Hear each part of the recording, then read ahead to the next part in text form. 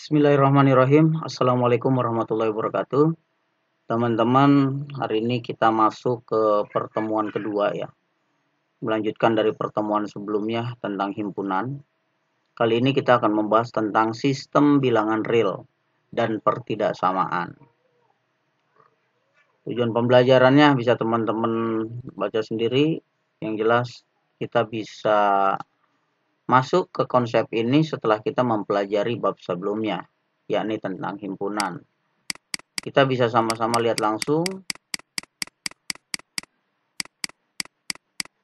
Sebelumnya kita mengetahui bahwa himpunan itu adalah sesuatu yang tidak didefinisikan dalam matematika, namun kita bisa menggunakan pendekatan bahwa himpunan itu merupakan kumpulan.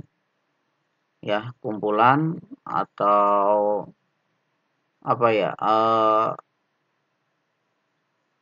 klaster, grup, dan seterusnya, walaupun istilah-istilah tersebut punya definisi tersendiri dalam matematika.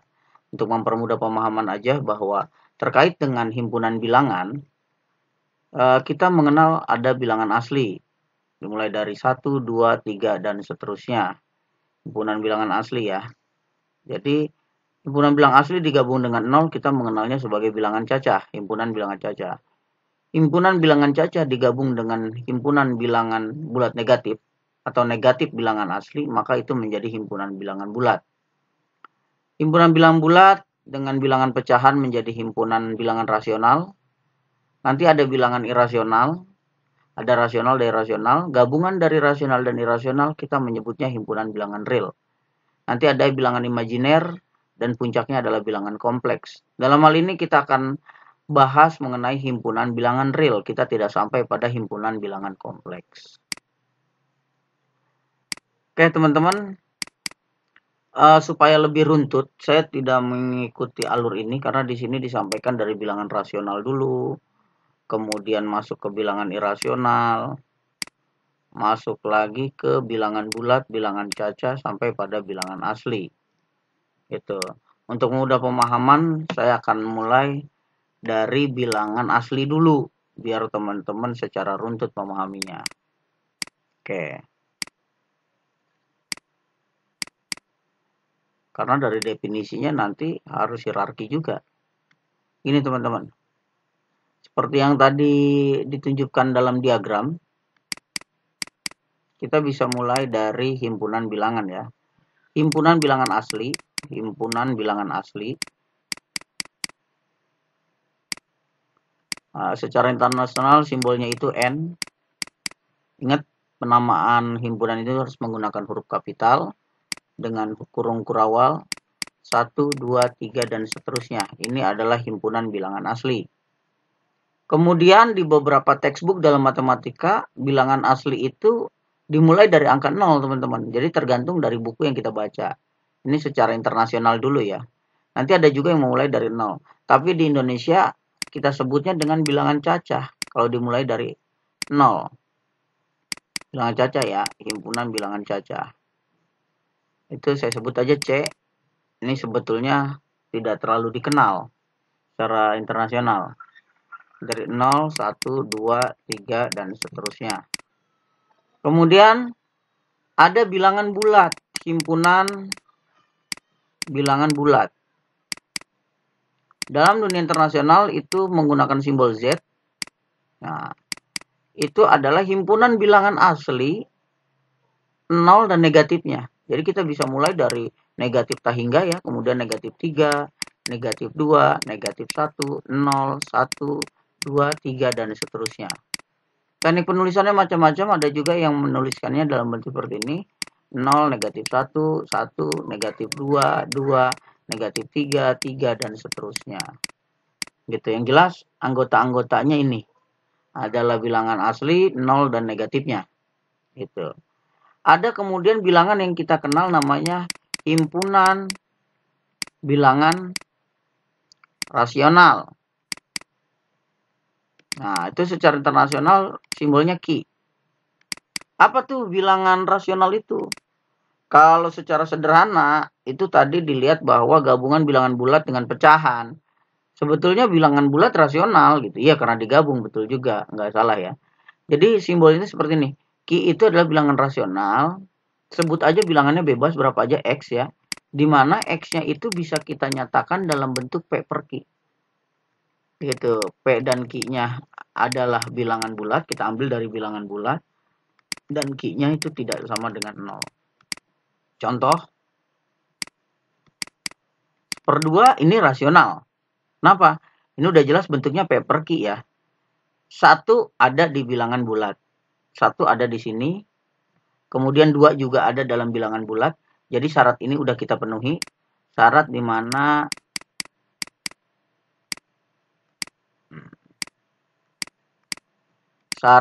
P dan Q-nya adalah bilangan bulat. 1 ada di bilangan bulat, 2 juga ada di bilangan bulat. 1, 2 ada di bilangan bulat ya. 1 dan 2 ada di bilangan bulat. Ini adalah rasional. Terus bilangan yang lainnya adalah misalnya 3 per 4, min 2 per 3. Ini jelas ada dalam bilangan rasional, negatif juga ya. Atau mungkin 5 per 2, 7 per 6. Itu banyak sebutnya. Tapi jangan keliru ketika kita menuliskan angka 8, 2, 1, 0. Apakah ini bilangan bulat, bilangan rasional? Ya, rasional. Kenapa? Tadi dibilang bahwa bilangan rasional itu nggak mesti bentuknya P per Q. Bisa jadi ditulisnya dalam bentuk X aja, tapi X-nya bisa dinyatakan dalam bentuk P per Q.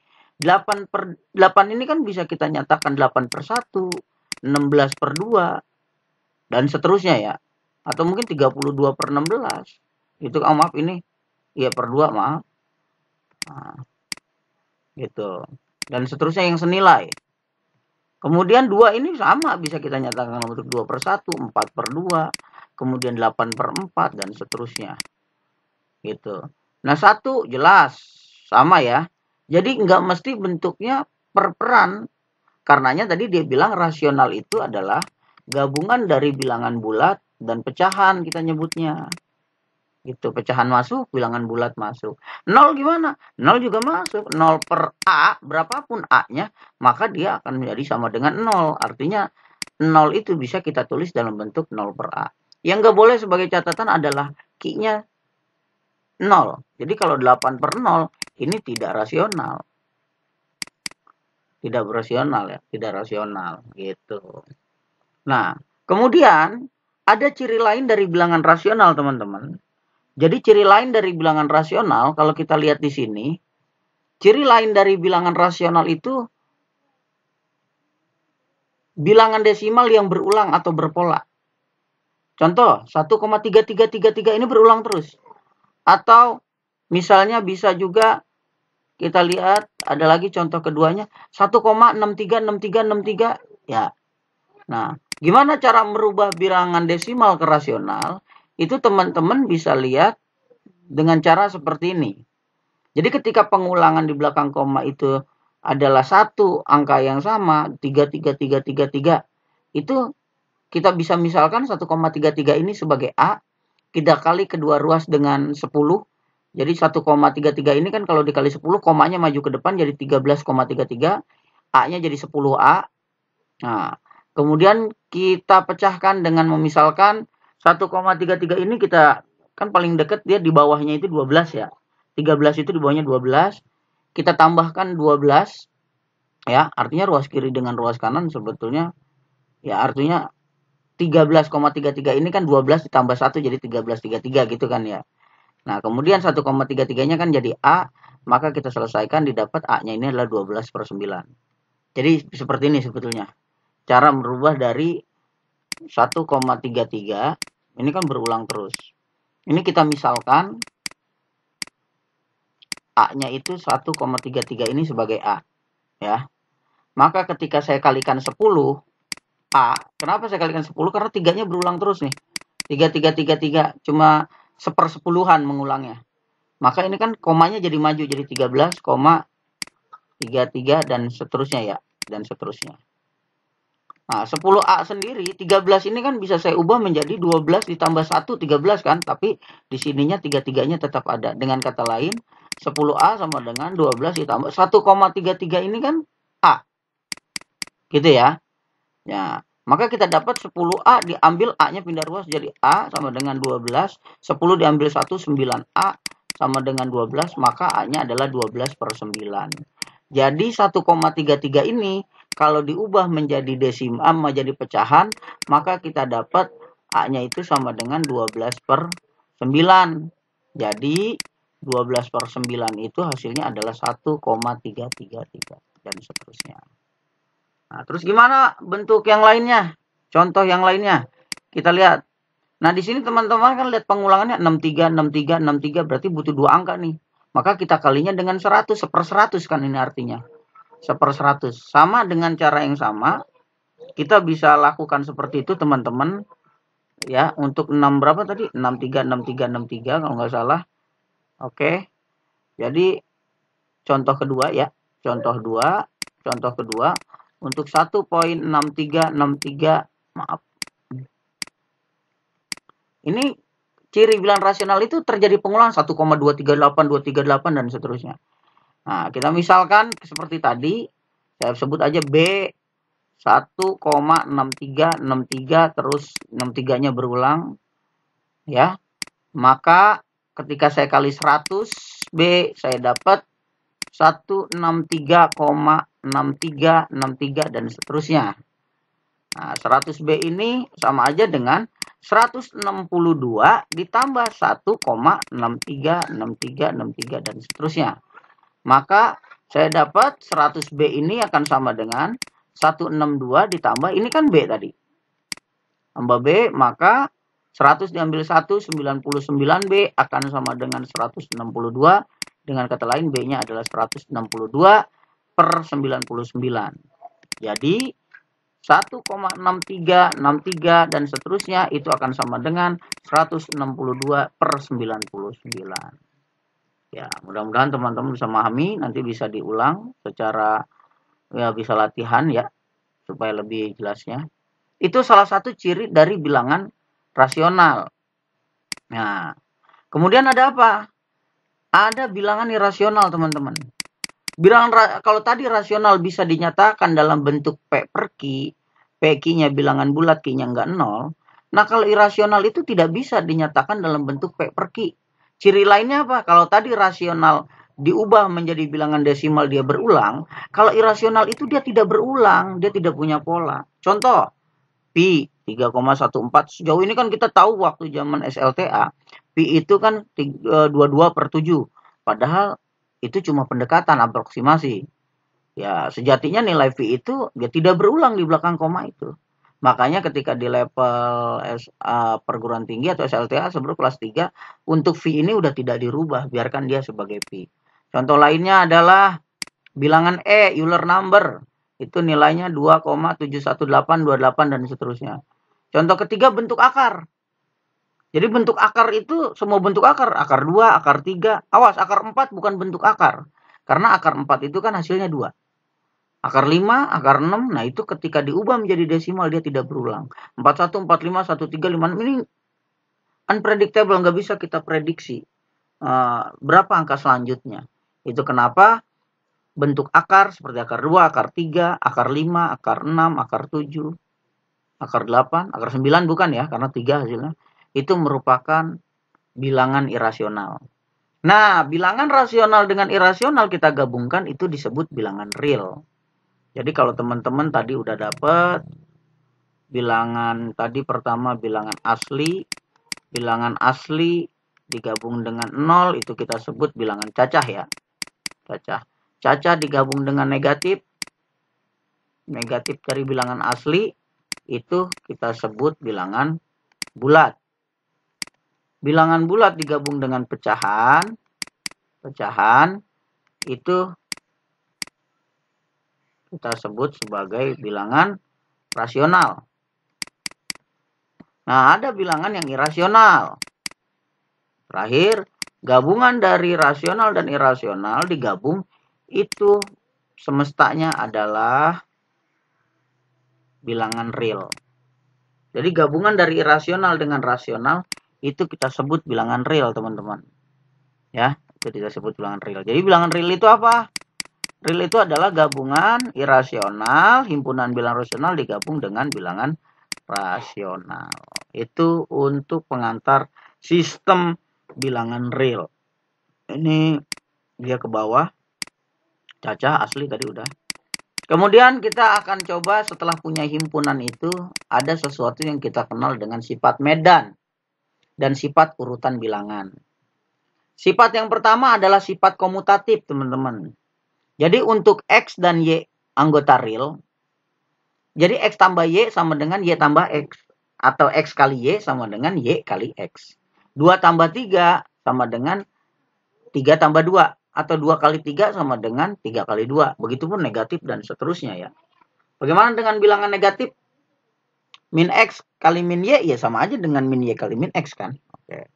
Kemudian ada juga hukum asosiatif. Tadi komutatif, itu muter ya. X tambah Y bisa diputar menjadi Y tambah X. X kali Y bisa diputar jadi Y kali X. Asosiatif, pengelompokan. Jadi kalau ada 3 bilangan itu di dalam bilangan real, berlaku hukum ini. Y tambah Z dulu kemudian ditambah X, itu sama aja dengan X tambah Y kemudian ditambah Z. Atau perkaliannya memenuhi juga asosiatif. Y kali Z dulu kita kerjain baru dikali X. Atau X kali Y dulu kita kerjakan baru dikali Z, itu hasilnya akan sama dengan. Kemudian ada sifat distributif, ini penggabungan dua operasi, perkalian dan penjumlahan. Kalau ada bentuk seperti ini, X, Y, Z-nya real, maka X kali Y akan sama dengan X kali Z. Ini udah familiar sekali ya. 3 sifat ini komutatif, asosiatif, distributif. Ada unsur identitas. Identitas itu unsur identitas dalam penjumlahan 0, dalam perkalian 1. Apa itu unsur identitas? Jadi kalau kita jumlahkan dengan satu bilangan, dia akan jadi bilangan itu sendiri. Yaitu 0 kan. Kalau X, berapapun bilangannya kalau ditambah 0 ya jadi bilangan itu sendiri. Kalau di perkalian angka 1. Bilangan 1 ya. Jadi kalau X dikali 1 ya akan sama dengan X. Itu. Ada sesuatu yang gak berubah. Dan yang bikin gak berubah itu kita sebut unsur identitas. 0 dan di dalam penjumlahan, 1 di dalam perkalian. Nah, kemudian apa di sini teman-teman? Kita mau belajar sekarang yang namanya interval. Tadi sifat medan udah segitu ya. Sifat medan itu ada komutatif, ada asosiatif, ada distributif, ada unsur identitas. Tapi sebelum interval ternyata masih ada ini. Inverse penjumlahan itu negatif dari bilangan tersebut ya. Jadi inverse itu kalau dioperasikan penjumlahan hasilnya identitas. Tadi kan 0 identitasnya. Inverse-nya itu berarti negatifnya. Inverse dari perkalian seper ya. Supaya jadi perkalian. Gini gampangnya. Kalau saya punya angka 2, dikali berapa yang hasilnya 1, maka kan setengah. Gitu. Jadi inverse dari perkalian sebetulnya pembagian, dia mau menyampaikan seperti itu. Yang hasilnya adalah unsur identitas. Tadi sifat medan, sekarang ada sifat urutan teman-teman. Ada trikotomi ya.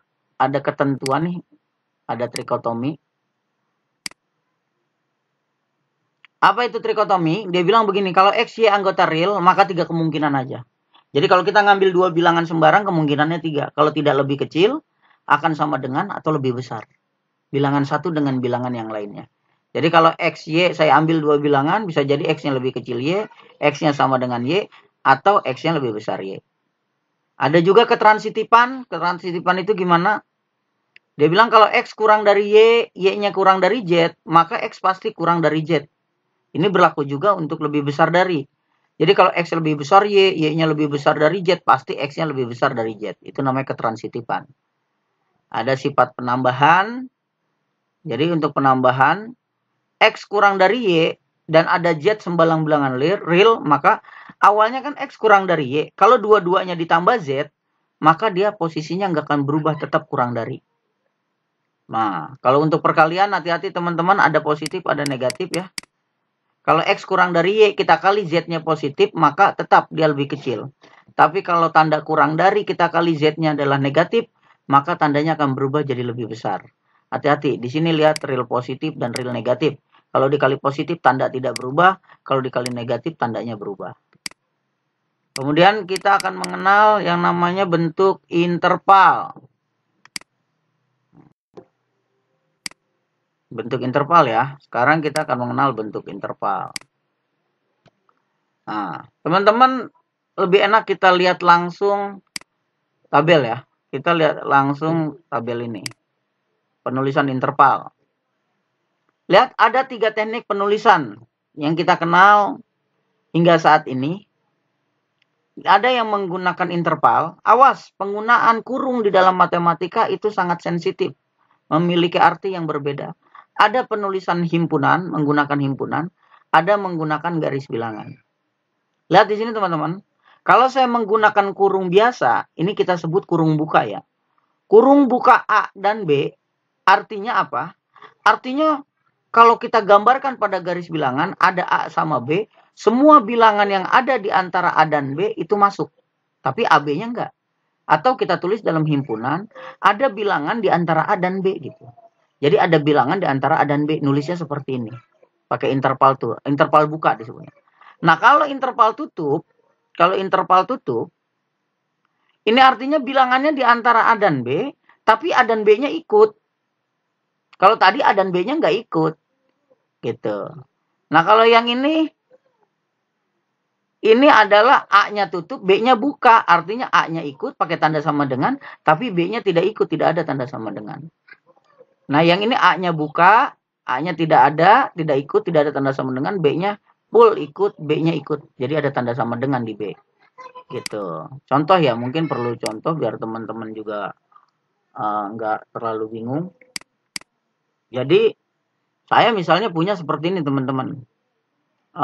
Tadi saya punya, ini interval tutup ya, 2 sampai 5. Nah, maka kalau saya tulis ini anggotanya, untuk X misalnya bilangan asli aja dulu ya, supaya teman-teman lebih memahami. X-nya bilangan asli, maka di antara interval tutup 2 dan 5 itu artinya apa? Anggotanya itu 2, 3, 4, 5 gitu. Tapi kalau saya tulisnya buka, nah, maka dia anggotanya 3 dan 4, 2 dan 5-nya nggak ikut karena dibuka. Maka tadi simbolnya itu, kalau yang ini tutup itu 2 dan 5-nya ikut, hitamnya ada. Tapi kalau ini 2 dan 5-nya nggak ikut. Gitu. Kurang lebih seperti itu, teman-teman. Nah, kemudian apa? Ada interval tak hingga. Nah, kalau tak hingga itu bukan bilangan, tapi dia sifat ya. Nah, untuk tak hingga kita selalu menggunakan kurung buka. Mau negatif tak hingga ataupun positif tak hingga. Jadi kalau saya nulis negatif tak hingga sampai B, itu B-nya nggak ikut, tapi semua bilangan yang sebelum B itu ikut. Sampai kemana? Sampai tak hingga terus, nggak ada ujungnya. Kalau saya pakai interval tutup, ini ada tanda sama dengan, artinya B-nya ikut. Terus, bilangan yang lebih kecil dari B semua masuk di dalamnya. Begitupun dengan A, A-nya ini ada di sebelah kiri, kemudian tak hingga, artinya A-nya nggak ikut, tapi bilangan yang lebih besar. A-nya tutup, berarti lebih besar atau sama dengan A, semuanya ikut. Ini notasi himpunannya.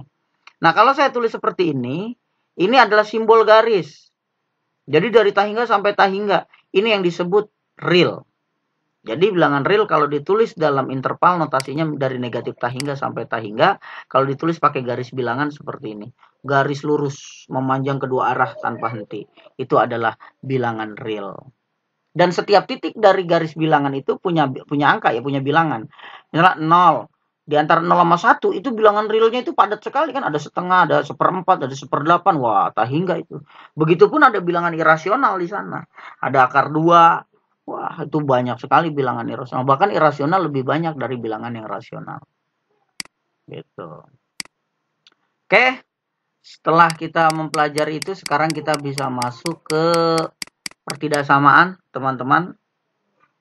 Oke, sebelum dijelaskan, teman-teman bisa dilihat. Simbol-simbol ini udah familiar di SLTA. Ini kurang dari atau sama dengan. Ini lebih dari atau sama dengan ya. Nah, ketika saya menyatakan seperti ini, 2x tambah 4 kurang dari 5.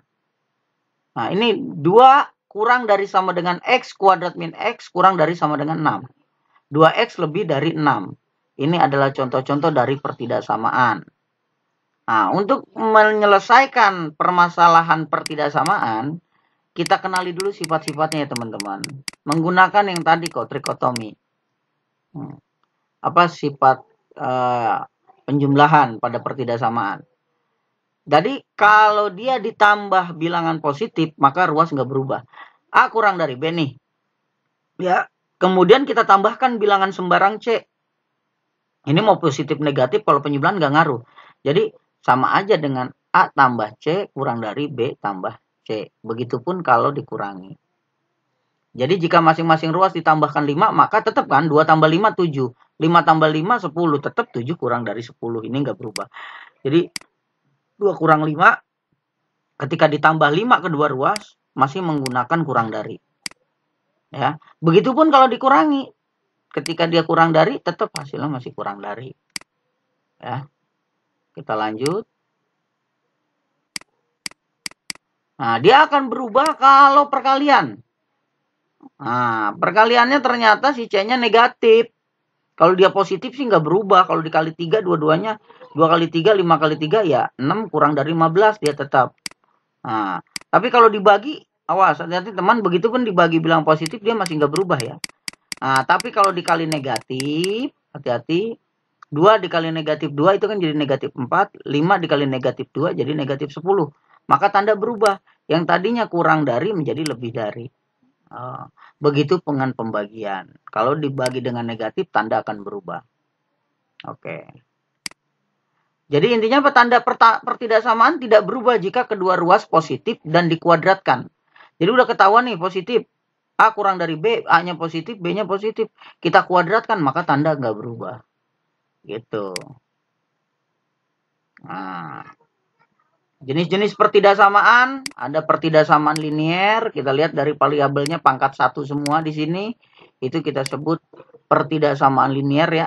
Nah, cara cari solusinya gimana? Kita lakukan kali silang, nanti dapat solusinya seperti ini. Kita sederhanakan, nanti akan kita peroleh nilai X-nya berapa. Nah, kita mau coba. Oke. Ini kita lihat 2X tambah 2 per 4 ditambah X plus 2 per 8, maka 2X tambah 2 dikali 8, kemudian X tambah 2 per 8, itu sebetulnya harus dikalikan dengan 4. Tapi dia tetap menggunakan 8, harusnya hasilnya sama, kita lihat dulu. Ini X plus 2, ya penyebutnya ya, penyamaan penyebut, berarti yang ini dikali 2.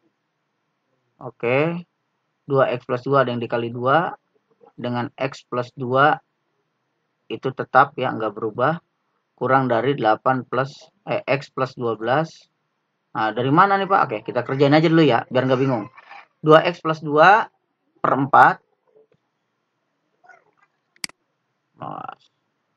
2X plus 2 per 4.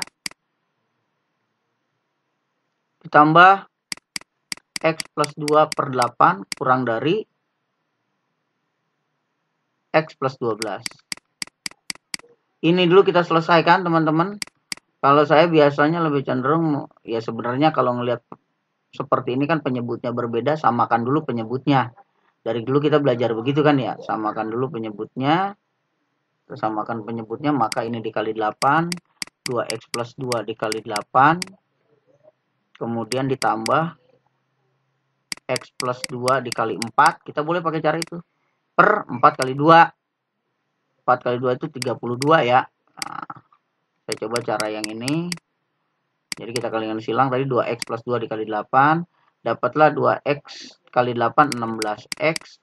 2 kali 8, 16. Ditambah 4 kali X, 4X. 4 kali 2 plus 8 per 32. Kurang dari X plus 12. Dapat 16X ditambah 4X itu 20X. 16 tambah 8 itu kita dapat 24 ya. 24 per 32 kurang dari X plus 12.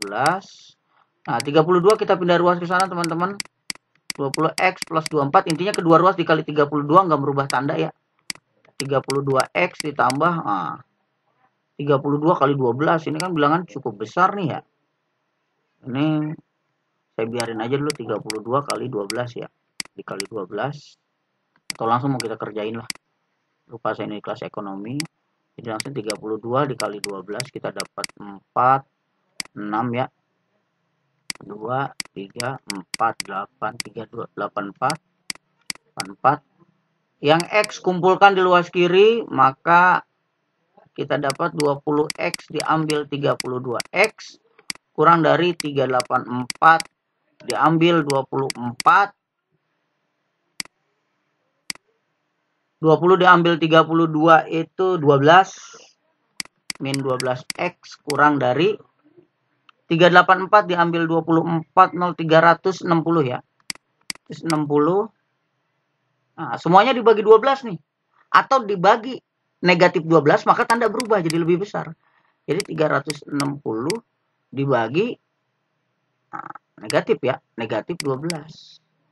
Nah, dibagi negatif 12, maka X lebih besar dari 360 dibagi 12 berapa? Kita punya 30 ya, negatif 30.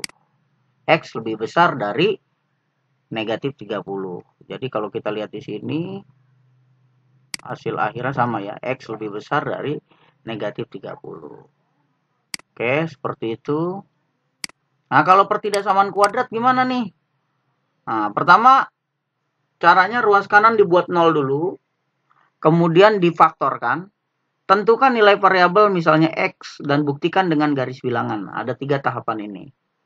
Nah, kita lihat tentukan penyelesaian dari 2X min 3, X pangkat 2 lebih besar dari 3X min 3, X min 1, min 2.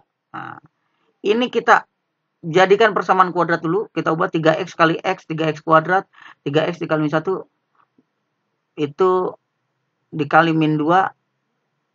Itu nanti kalau yang ruas kanan kita jabarkan didapat ini teman-teman. Ruas kiri 2X min 3 dikuadratkan didapat yang ini. Ya. Kemudian ruas kanan kita nolkan, maka semua pindah ruas min 3X kuadrat didapat nanti persamaan kuadrat ini. Langkah berikutnya kita faktorkan, kita dapat hasilnya X min 4 sama dengan 0, X min 2 sama dengan 0. Kita dapat titik-titiknya, titik ujinya 4 dan 2. Ya, kita pakai garis bilangan nanti. Nah, kita masukin jika nilai X sama dengan 2. Kita masukin ke sini nih, bentuk akhir. Begitu kita masukin X sama dengan 2, ternyata benar dia hasilnya positif ya. Begitu kita masukkan lebih besar dari 2, salah. Gitu. Ini uji titik ya, uji titik. Nah, nanti kita akan dapat seperti ini. Karena tadi dia di soalnya lebih besar atau sama dengan, maka kita cari yang ke arah positif. Kita cari yang ke arah positif. Nah, kita cari yang ke arah positif, maka dari 2 ke kiri, 4 ke kanan. Ini, jadi himpunannya itu, X-nya ya kalau kita ambil lebih besar dari 4, atau X-nya kurang dari 2, maka dia akan bernilai benar. Ini ada beberapa latihan teman-teman. Bisa teman-teman lakukan untuk latihan yang A dan B. Tapi saya rasa yang persamaan kuadrat ini penjelasan tadi harus saya ulang dulu ya biar teman-teman paham. Saya akan coba tulis ulang 2X min 3 kuadrat. Saya akan tulis. Oke.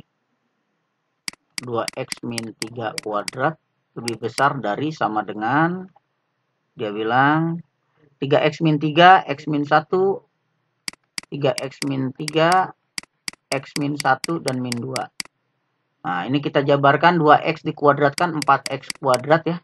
2 dikali min 3 dikali 2. Itu, ini berlaku untuk kuadrat aja ya. 2 dikali min 3, min 6 dikali 2, min 12X, min 3 kuadrat plus 9. Lebih besar sama dengan 3X kali X, 3X kuadrat. 3X dikali 1, min 1, min 3X. Oke. Min 3 dikali X, min 3X. Min 3 dikali min 1 plus 3. Diambil 2. Maka saya dapat 4X kuadrat min 12X ditambah 9. Sama dengan 3X kuadrat. Min 3 dengan min 3, min 6. 3 diambil 2 plus 1. Selanjutnya apa tadi? Ruas kanan kita nolkan.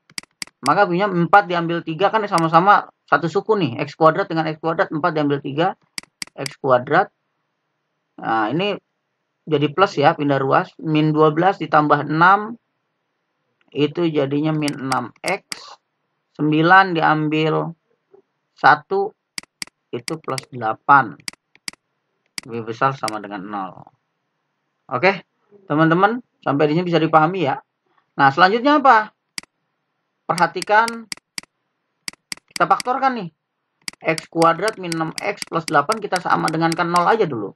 Maka kalau kita faktorkan, cari bilangan yang ditambah hasilnya 6 dikali hasilnya 8. Maka kita dapatlah bilangan tersebut min 4 dengan min 2. Min 4 ditambah min 2 min 6. Min 4 dikali min 2 kan plus 8. Maka solusinya adalah X sama dengan min 4 pindah ruas jadi 4. Atau, ini atau ya, X-nya sama dengan min 2 pindah ruas jadi 2. Nah, saya punyalah di garis bilangan. Gini aja teman-teman caranya. Ini 2, ini 4. Oke. Nah, kita ambil titik di sini sembarang nih. Kita uji. Misal di sini ada 0 ya. Ini ada 0, kita masukin 0 di sini. 0 diambil 0 kuadrat 0 diambil 6 kali 0 0. 0 tambah 8 positif ya. 6 tambah 8, 8 lebih besar sama dengan 0. Itu kan ya. Betul ya? Gitu. Nah, ketika oh, maaf, 0 di sebelah sini ya. 0. Kok 0 di tengah sih? Kan 2, 4 berarti tengahnya 3. Berarti udah kelihatan di sini positif ya. Nah, biasanya dia punya pola positif, negatif, positif, teman-teman. Gitu aja udah polanya. Kita uji cari titik 0, 0 masukin gantiin X di sini, ternyata hasilnya positif kan 8. Nah, atau di sini aja lah 0, 0 plus 8, wah berarti positif. Udah aja min plus. Berarti karena dia mintanya di soal lebih besar dari sama dengan, berarti dia ke sini ke arah positif. Dan 2-nya ikut, 4-nya ikut. Kenapa? Karena ada sama dengan. Sehingga jawabannya adalah himpunan penyelesaiannya X, di mana kan lebih kiri berarti X kurang dari sama dengan 2, atau X lebih besar sama dengan 4. Ini jawaban teman-teman. Itu kira-kira seperti itu cara menjawab soal pertidaksamaan kuadrat. Teman-teman bisa coba latihannya ya. Latihan A dan B. Itu aja dulu teman-teman pertemuan kali ini. Mudah-mudahan teman-teman bisa memahami. Terima kasih. Assalamualaikum warahmatullahi wabarakatuh.